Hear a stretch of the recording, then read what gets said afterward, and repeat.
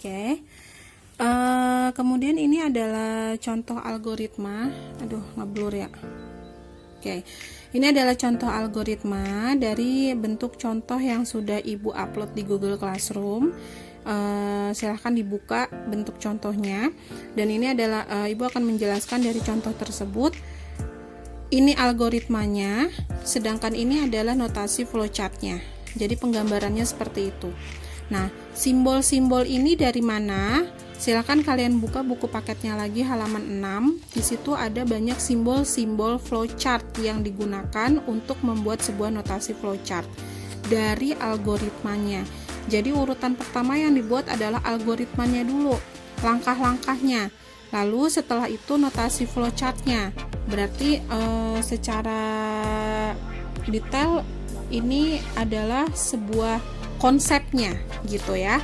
Menyelesaikan sebuah permasalahan di algoritma ini menjadi lebih singkat dan lebih detail lagi gitu. Oke?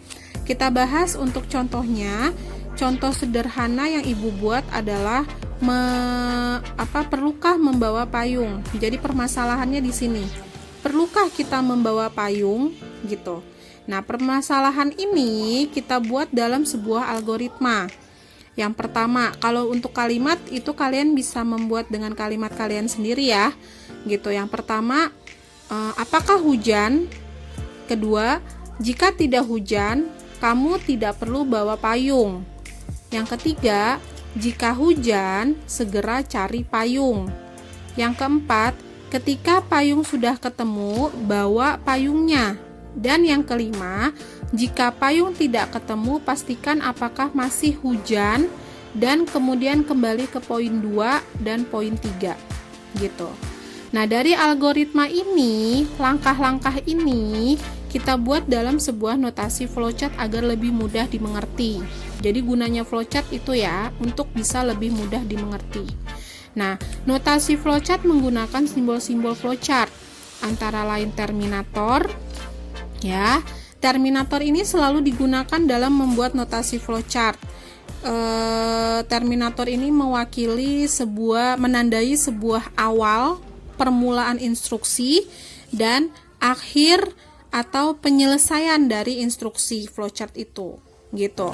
Yang pertama terminator, kemudian bentuk seperti belah ketupat ini disebut dengan decision.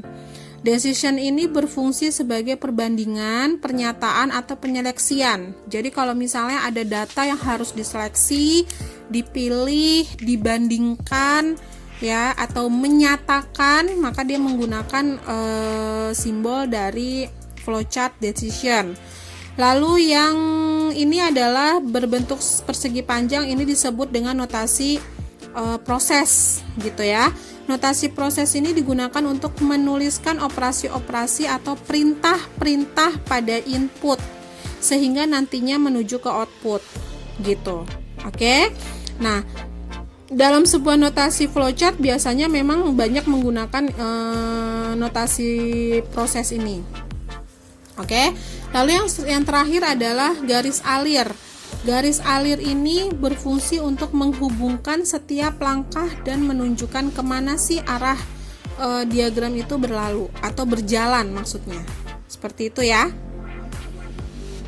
Oke. Kita mulai dengan mengawali kata start atau mulai, lalu garis alir ke arah hujan. Hujan di sini ada tanda tanya. Apakah hujan? Ya, jika tidak, maka dia akan ke proses tidak perlu bawa payung. Ya, nanti di sini ditambahkan tidak perlu bawa payung gitu. Oke. Nah, jika tidak perlu bawa payung berarti selesai, tidak ada instruksi lainnya. Oke. Tapi kalau hujan, ini bukan tidak ya. Ke sini ya. Tapi kalau hujan, maka dia berarti harus mencari payung prosesnya, lalu menghubungkan lagi ke bagian selanjutnya. Jika ketemu payungnya, ya, jika sudah ketemu, maka bawa payungnya selesai. Oke, jadi bisa menerobos hujan dengan payung. Tapi andai tidak ketemu, maka di sini menggunakan decision lagi karena ini adalah pilihan. Kalau tidak ketemu gitu ya, kalau tidak ketemu maka dia harus mencari payung gitu.